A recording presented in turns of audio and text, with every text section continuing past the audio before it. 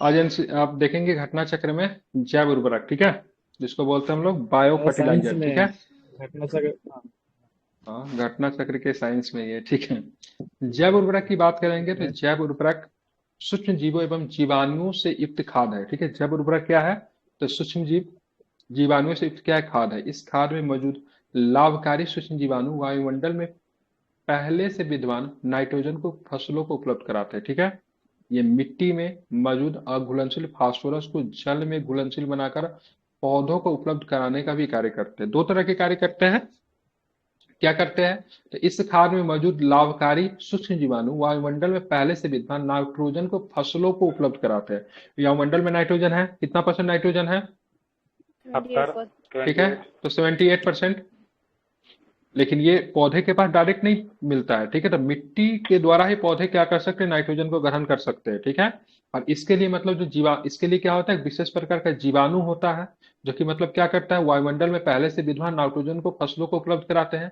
ये मिट्टी में मौजूद अघुलनशील फास्फोरस को जल में घुलनशील बनाकर पौधों को उपलब्ध कराते हैं। वैज्ञानिकों का प्रयोग द्वारा यह सिद्ध हो चुका है कि जैविक खाद के प्रयोग से 30 से 40 किलोग्राम नाइट्रोजन प्रति हेक्टेयर भूमि को प्राप्त हो जाती है, ठीक है। जैविक खाद के द्वारा, ठीक है, 30 से 40 किलोग्राम, ठीक है, हेक्टेयर, 30 से 40 किलोग्राम नाइट्रोजन प्रति हेक्टेयर भूमि को प्राप्त होती है, तथा उपज का 10 से 20% तक मतलब क्या होता है? इससे बढ़ जाता है। अब नाइट्रोजन हमारे फसल के लिए बहुत ही ज्यादा इंपॉर्टेंट है, इसलिए हम लोग नाइट्रोजन की खाना पूर्ति करने के लिए अपने खेतों में क्या डालते हैं? यूरिया डालते हैं। क्या डालते हैं? यूरिया डालते हैं। यूरिया में कितना परसेंट नाइट्रोजन होता है? तो 46% नाइट्रोजन की बात करेंगे आपको यूरिया में आपको पाया जाता है। सर वो अमोनिया होता है, नाइट्रोजन नहीं। हाँ, वही अमोनिया, ठीक है। फॉस्फोबैक्टीरिया तथा माइकोराइजा नामक जैव उर्वरक के प्रयोग से खेत में फास्फोरस की उपलब्धता 20 से 30% बढ़ जाती है, ठीक है। तो खेत में किस जैव उर्वरक के प्रयोग से फास्फोरस की उपलब्धता 20 से 30% बढ़ जाती है? इसको क्या बोलते हैं?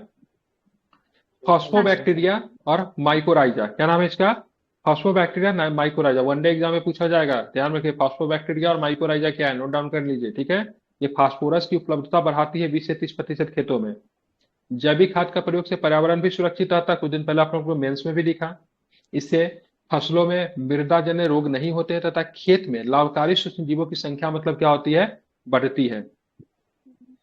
समझ रहे हैं? मृदा रोग भी नहीं होता। अध्ययन की सुविधा के हेतु जैव उर्वरकों को निम्नलिखित 4 भागों में बांटा जा सकता है, और यहाँ से प्रश्न आपको इंपोर्टेंट आते हैं। सबसे पहले नाइट्रोजन स्थिरीकरण करने वाले जैव उर्वरक, इसमें क्या आएंगे? राइजोबियम आएंगे, आएंगे ना। एजोटोबैक्टर आएंगे, ठीक है। एजो सिफ्लिन में आएंगे। एसोटोबैक्टर आएंगे, और साथ में नील हरित शैवाल भी आते हैं, ठीक है। ये सब के सब किसका एग्जाम्पल है? ये नाइट्रोजन स्थिरीकरण करने वाले जैव उर्वरक है। एक बार नाम सबका बताइए, क्या है? Rhizobium, rhizobium, azotobacter, azotobacter, azospirillum, azospirillum, acetobacter, acetobacter, नील हरित शैवाल, ठीक है। तथा लास्ट में क्या? एजोला भी। क्या है? एजोला भी। ये सबसे क्या चीज की पूर्ति होगी? तो नाइट्रोजन की पूर्ति होगी। अब आते हैं फास्फोरस में, आते हैं तो बैसिलस, स्यूडोमोनास, एस्परेलजिलम, ये सब किसकी पूर्ति करेगा? फास्फोरस के। फास्फोरस घुलाने वाले उर्वरक का नाम क्या है? बैसिलस। क्या नाम है इसका? Bacillus, pseudomonas, aspergillum, aspergillus. अब आते हैं कंपोस्टिंग एक्सीलेटर कौन है? जो कि मतलब कंपोस्टिंग एक्सीलेटर मतलब कंपोस्ट के प्रोसेस को मतलब क्या करेगा? हाई कर देगा। इसमें क्या आता है? सेलुलोलिटिक, लिग्नोलिटिक, ध्यान रखेंगे। क्या नाम है इसका? सेलुलोलिटिक या लिग्नोलिटिक। पौधे की वृद्धि को प्रोत्साहित करने वाले राइजोबैक्टीरिया, ध्यान में रखेंगे। बिल्कुल। स्यूडोमोनास की मतलब क्या है? प्रजाति है, जो कि पौधों की वृद्धि को क्या करती है? प्रोत्साहित कर। नीलहरित सवाल को साइनोबैक्टीरिया के नाम से जानते हैं, ठीक है। किस नाम से जानते हैं? साइनोबैक्टीरिया के नाम से। ब्लू ग्लेन एलेगी भी कहते हैं इसको। एजोला का एक सहचारी है, जो इसे साथ मिलाने से अच्छी उर्वरता प्राप्त होती है। नील हरित शैवाल, इसको ब्लू एलेगी भी कहते हैं, ब्लू ग्रीन एलेगी भी कहते हैं। एक सूक्ष्म प्रोक्रिएटिक शैवाल है। कैसा है? नील हरित शैवाल की बात करेंगे तो सूक्ष्म प्रोक्रिएटिक शैवाल है, जबकि एजोला एक जलीय फर्न है। एजोला क्या है? एजोला की बात करेंगे, एजोला क्या है? जलीय जलीय फर्न। फर्न। एजोला की बात करेंगे, एजोला की बात करेंगे क्या है? तो जलीय फर्न है। क्या है? एजोला की बात करेंगे जलीय क्या है? फर्न है, जिसकी पत्तियों की पृष्ठीय सतह पर पाई जाने वाली गुहिकाओं में रहने वाले साइनोबैक्टीरिया, साइनोबैक्टीरिया एनाबिना एजोली, जिसको क्या बोलते हैं? साइनोबैक्टीरिया का एनाबिना एजोली की मदद से नाइट्रोजन का स्थिरीकरण करके क्षमता की मतलब उपज क्षमता को क्या करता है? वृद्धि करता है। ठीक है, ध्यान में रखेंगे। जहज चावल जो वहाँ दोनों मिला देते हैं। बिल्कुल। दलहनी पौधों जैसे कि चना, मटर, सेम, चना, मटर, सेम एवं अरहर आदि की मूल ग्रंथियों में विभिन्न प्रकार के जीवाणु पाए जाते हैं, जो कि नाइट्रोजन स्थिरीकरण में क्या होते हैं? सहायक होते हैं। इसलिए खेतों में दलहनी पौधा लगाना चाहिए। धान के खेत में प्राय नाइट्रोजन की कमी हो जाती है। किसकी कमी हो जाती है धान की खेत में? तो नाइट्रोजन की कमी हो जाती है, जिसकी पूर्ति के हेतु मुख्यतः क्या डालते हैं? यूरिया डालते हैं ना। यूरिया क्या देते हैं? यूरिया डालते हैं, या फिर नीलहरी सवाल का प्रयोग कर ले, फिर उजोला का प्रयोग करें। ठीक है, ये क्यों डालते हैं? ताकि मतलब नाइट्रोजन की मतलब क्या हो सके, खेतों में क्या हो सके? पूर्ति हो सके। विभिन्न फसलों में अलग अलग तरह के बैक्टीरिया पाए जाते हैं, जो कि नत्रजन या नाइट्रोजन स्थिरीकरण के लिए उत्तरदायी होते हैं। जैसे अगर सोयाबीन में कौन पाया जाएगा? Rhizobium japonicum. क्या नाम है? तो राइजोबियम जैकोपिनम किसमें पाया जाएगा? सोयाबीन में। सोयाबीन जिसको बोलते हैं। उसका तीन पत्तिया घास किसमें पाया जाता है? तीन पत्तिया घास में क्या पाया जाएगा? राइजोबियम ट्राइफोली। क्या पाया जाएगा? राइजोबियम ट्राइफोली। लुरसन की बात करेंगे तो इसमें राइजोबियम मेलिलोती। जलीय फन की बात करेंगे तो एनाबिना एजोला। ठीक है, एनाबिना एजोली। ठीक है, गुनेरा मैक्रोफाइला की बात करेंगे तो इसमें नोस्टेक मस्कोरम। ये सब के सब नाइट्रोजन स्थिरीकरण करने वाले ही है, लेकिन सब विभिन्न प्रकार के पौधों में अलग अलग नाम से जाने जाते हैं। जैसे बात करेंगे सोयाबीन में क्या पाएंगे? राइजोबियम इसको क्या बोलेंगे? सब में राइजोबियम लगा होगा। जैपोनिकम याद रखेगा। ठीक है, तीन पत्तिया घास में क्या है? ट्राइफोली है। लुरसन में क्या है? मेलिलोती है। ठीक है, मेलिलोती। जलीय फन में क्या है? तो एनाबिना एजोला है।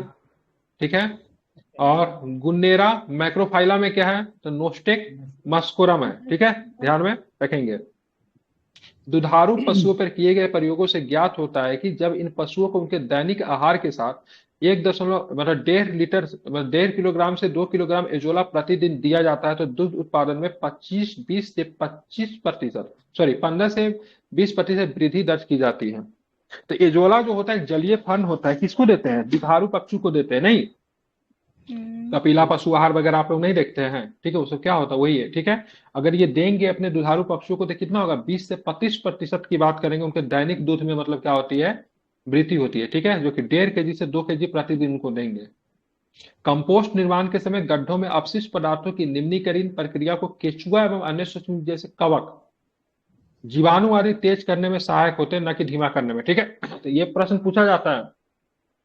तो कंपोस्ट निर्माण की प्रक्रिया में, ठीक है, केचुआ या फिर अन्य सूक्ष्म जीव जो होते हैं वो मतलब क्या करते हैं? इनके प्रक्रिया को धीमा करते हैं या फिर स्लो करते हैं? क्या करते हैं? तो तेज करते हैं। ठीक है, अब हम आएंगे क्वेश्चन पे आएंगे। निम्नलिखित में से किसका उपयोग जैव उर्वरकता के रूप में किया जाता है? एजोला का, नीलहरी सवाल का, अल्फा अल्फा का? बताइए किसका किया जाता है? तो एजोला का, और साथ में किसका? नीलहरी सवाल का। ठीक है, अल्फा अल्फा का नहीं करते। ठीक है, जैव उर्वरक बायो फर्टिलाइजर में निम्नलिखित 4 प्रकार के करते पता है? नाइट्रोजन स्थिरीकरण में, फास्फोरस घुलाने वाले, कंपोजिट एक्सीलेटर। ठीक है, अब पौधों के वृद्धि में प्रोत्साहित करने वाले राइजोबैक्टीरिया, जिसको स्यूडोमोनास के नाम से भी जानते हैं, जो कि अब ऊपर में हम लोगों ने तुरंत अभी पढ़ा था। ठीक है, ध्यान रखिए। इस प्रकार नीलहरी शैवाल और एजोला क्या है? जैव उर्वरक है। जबकि अल्फा अल्फा एक प्रकार का क्या है? फलीदार पौधा है। क्या है? अल्फा अल्फा कैसे? एक विशेष क्षेत्र में पाया जाता है अल्फा अल्फा। ठीक है, क्या है? ठीक है, अल्फा अल्फा किसका है? फलीदार पौधा होता है, ग्रास। ठीक है, घास होता है। ठीक है, इसमें क्या चीज की मात्रा अधिक पाई जाती है इस घास में? नमकीन होता है मतलब। अल्फा में ब्राजील में अल्फा बहुत बड़ा साल्ट हो जाता होता है क्या? खाते हैं ना, ये सलाद का काम आता है, ये सलाद के काम में।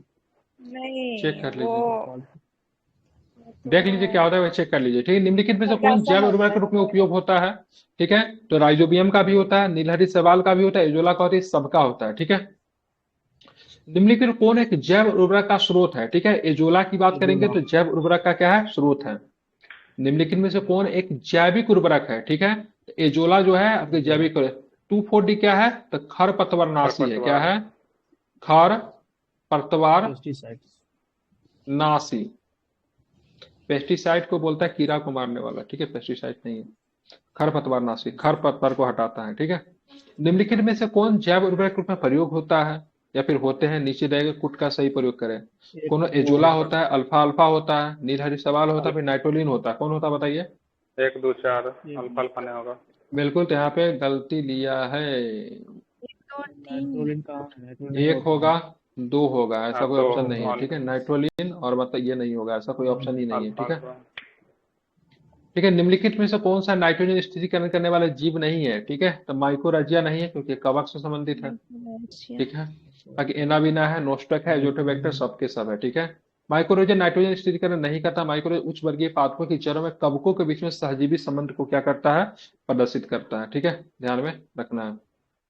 अब आते हैं नाइट्रोजन स्थिरीकरण जीवाणु किस पौधे की जड़ के साथ संयोजन करते हैं? तो किस में होती है? दलहनी पौधा में होता है, बता दिया पहले ही। ठीक है, और ध्यान में रखेंगे क्या करता है ये, इसको समझिए जरा, यहाँ पे इसको समझिएगा। ये अम्लीय नाइट्रोजन का स्थिरीकरण करके उसको अमोनिया में बदलते हैं, जो कि अमोनियम आयनों के रूप में नाइट्रीकरण जीवाणु के द्वारा ग्रहण करके नाइट्रेट या फिर नाइट्रेट के आयनों में परिवर्तित कर जाती है, जैसे मृदा के माध्यम से पादप नाइट्रेट को ग्रहण करता है। ठीक है, पौधे के द्वारा ली जाने वाली नत्रजन रूप क्या है? ठीक है, तो क्या है? नाइट्रेट है, मतलब नाइट्रेट को पौधा ग्रहण करता है। ठीक है, ध्यान में इसको रखेंगे। पशुओं विशेषतः दुधारू गो के अनुपूरक भोजन के रूप में किसका दे सकते हैं? तो भाई एजोला के दे सकते हैं। जब एजोला के देंगे तो इनके दूध में 20 से 25% की मात्रा में वृद्धि हो जाएगी। एक पौधा में कितना देंगे? तो कितना देंगे? 1 से लेके 2 केजी। ठीक है, 1.5 से 2 केजी एजोला इनको भोजन के रूप में दे सकते हैं। निम्नांकित में कौन सुमेलित नहीं है? तो एजोटोबैक्टर की बात करें, कीटनाशी नहीं है। ठीक है, नीलहरी सवाल जैव उर्वरक है। क्राओसोफा माहो नियंत्रक है। बाओ 902 सरसों का कायक्लोन है, जबकि एजोटोबैक्टर क्या है? जैव कीटनाशी नहीं है। ठीक है, क्या है? क्योंकि एजोटोबैक्टर क्या है? एक जीवाणु है। क्या है? क्या है? जीवाणु, जो कि नाइट्रोजन की उपलब्धता करने के संदर्भ में रखता है, नाइट्रोजन से संबंधित जीवाणु है जो कि नाइट्रोजन स्थिरीकरण करता है। निम्नलिखित में से कौन सा फल नीलहरी सवाल मुख्यतः जैव उर्वरक के रूप में प्रयोग करते हैं? ठीक है, तो निम्नलिखित में से किस फसल में नीलहरी सवाल मुख्यतः जैव उर्वरक के रूप में प्रयोग होते हैं? तो धान के। ठीक है, क्या होता है? धान के, क्योंकि धान की खेत से क्या होती है? नाइट्रोजन की मतलब क्या हो जाती है? कमी हो जाती है। ठीक है, नीलहरी सवाल का उपयोग नत्रजन आपूर्ति के हेतु किया जाता है, तो धान में। निम्न के साथ मिलाने पे एजोला एक अच्छा उर्वरक हो जाता है, तो नीलहरी सवाल के साथ अगर मिला देंगे तो एजोला क्या होता है? एक अच्छा उर्वरक हो जाता है। एजोला बहुधा जैव उर्वरक के रूप में प्रयोग किया जाता है क्योंकि इसका सहचारी क्या है? तो इसका क्या है? नीलहरित शैवाल है। ठीक है, एजोला क्या है? तो एजोला की बात करेंगे, क्या है? तो एक जलीय फर्न है। एजोला क्या है? तो एक जलीय क्या है? फर्न है। ठीक है, जलीय फर्न जिसे जैव उर्वरक के रूप में प्रयोग किया जाता है उसको क्या बोलते हैं? तो उसको एजोला बोलते हैं। ठीक है, निम्नलिखित में कौन से सूक्ष्मजीवी जैव उर्वरक के रूप में प्रयोग होते हैं? तो किसका होता है? साइनोबैक्टीरिया का प्रयोग जैव उर्वरक के रूप में किया जाता है। ठीक है, निम्नलिखित में कौन सा सूक्ष्मजीवी जैव उर्वरक के रूप में प्रयोग होते हैं? तो ध्यान रखिए फिर से, क्या है? तो साइनोबैक्टीरिया ही इसका आंसर होगा। फसलों उत्पादन में नत्रजन उपयोग क्षमता की वृद्धि की जाती है। ध्यान रखेंगे, तो उर्वरक की मात्रा के बार बार प्रयोग करके, नत्रजन अवरोधक के प्रयोग के द्वारा, नत्रजन धीरे छोड़ने वाला उर्वरकों के प्रयोग के द्वारा, तो सबके सब सही है। सोयाबीन में नत्रजन स्थिरीकरण नाइट्रोजन फिक्सेशन के लिए कौन सोयाबीन होता है? सोयाबीन में तो राइजोबिनियम लिग्नोफेरस। ठीक है, और ऑप्शन क्या है? वही सही लग रहा है। ठीक है, राइजोबिनियम नहीं, सॉरी, सोयाबीन था ना, राइजोबिनियम जैपोकेनी, क्या है? जैपोनिकम। ठीक है, सोयाबीन में राइजोबियम जैपोनिकम है। 3 पत्तिया घास में क्या है? ट्राइफोली है। लूरसन में क्या है? तो मेलिलोती है। ठीक है, जलीय फल में क्या है? एनाबिना एजोली है। गुन्नार मैक्रोफाइला में क्या है? नोस्टक मस्कुरम है। खेती में बायोचर का क्या उपयोग होता है? ठीक है, बायोचर ऊर्ध्वाधर खेती में, तो वर्टिकल फार्मिंग में वृद्धि कर के माध्यम से अंश के रूप में प्रयुक्त किया जाता है। जब बायोचर वृद्धि कर माध्यम से अंश के रूप में प्रयुक्त किया जाता है तो नाइट्रोजन यौगिकरण सूक्ष्म जीवों की वृद्धि को बढ़ावा देता है। जब बायोचर वृद्धि कर के माध्यम से अंश के रूप में प्रयुक्त किया जाता है तब वह वृद्धि कर माध्यम से जल धारण क्षमता को अधिक लंबे समय बनाए रखती है। क्या सही थे? 1 2 3। ठीक है, सारे के सारे स्टेटमेंट की बात करेंगे इसमें, चाहिए। ठीक है, आप चलते आगे, ठीक है। इनमें से कौन सा पौधा नाइट्रोजन स्थिरीकरण में सहायक नहीं है, ठीक है। तो धान जो है आपका नाइट्रोजन स्थिरीकरण में सहायक नहीं है, ठीक है। 2,4-D क्या है, तो 2,4-D एक प्रकार का क्या है, खरपतवारनाशी है, ठीक है। इसका याद रखिए, इसका फुल फॉर्म क्या होता है, पढ़िए इसको क्या लिखा हुआ है, डाइक्लोरोफेनेक्सिड एसिड, डाइक्लोरो ठीक है। डाइक्लोरोफोनेक्स फेनो अमेक्सियो एसिड, ऑक्सीजेलिक ठीक है। एसिड, खरपतवार को क्या करता है, नाश करता है। वीड्स जो होता है खरपतवार, उसको क्या करता है, खेतों को में से नष्ट करता है, जो कि खेत के, हेर्बिसाइड्स हाँ बिल्कुल। बात के निम्नलिखित में से कौन सा कथन कंपोस्ट के संदर्भ में सही नहीं है। गड्ढा इनमें जैव निम्नीकरण कचरे का अपघटन गड्ढे में सही होता है। है। इसमें कार्बनिक पदार्थ का पोषक तत्व अधिक मात्रा में होते हैं। गड्ढों में अपशिष्ट पदार्थों के निम्नीकरण प्रक्रिया केंचुओं को धीमा करता है, धीमा नहीं करता है, ठीक है, तेज करता है। क्या करता है, तेज करता है, जो कि हमने बताया था पहले भी।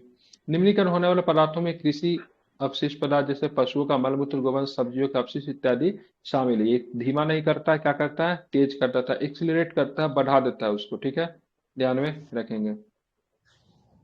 कल की क्लास में हम लोग देखेंगे कंकाल एवं क्या पढ़ेंगे, पांचपेशी, ठीक है। ये आपका होगा कल के क्लास में होगा, ठीक है, ठीक है।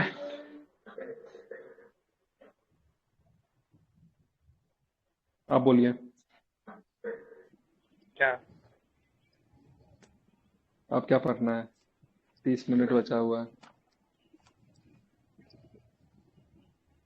आपको बोले थे ना स्पेक्ट्रम only पढ़ेंगे। 30 minutes सेट करेंगे तो रात का 2 बजेगा। नहीं सर, हल्का हल्का हो रहा है। दो कहाँ से बजने वाला है? हल्का हल्का बोल हल्का रहा वाला है, है क्या तो हल्का हल्का बोल हल्का रहा है है, तो कितना खुद ही भी है कर भाई, 100 लीजिएगा। क्वेश्चन को अटेम्प्ट करेंगे ना, 100 क्वेश्चन को करेंगे, एक क्वेश्चन में तो 30 ये 35 पूछ रहा है 30-35 सेकंड 64 हो में जाएगा। बक्सर की लड़ाई में बंगाल का नवाब कौन था, बताइए। ये सब क्वेश्चन बन नहीं जाएगा मतलब। तो भाई इसको छोड़ ऑप्शन पे दीजिए डिस्कस सर, नहीं करेंगे हम। नहीं करवाइए सर।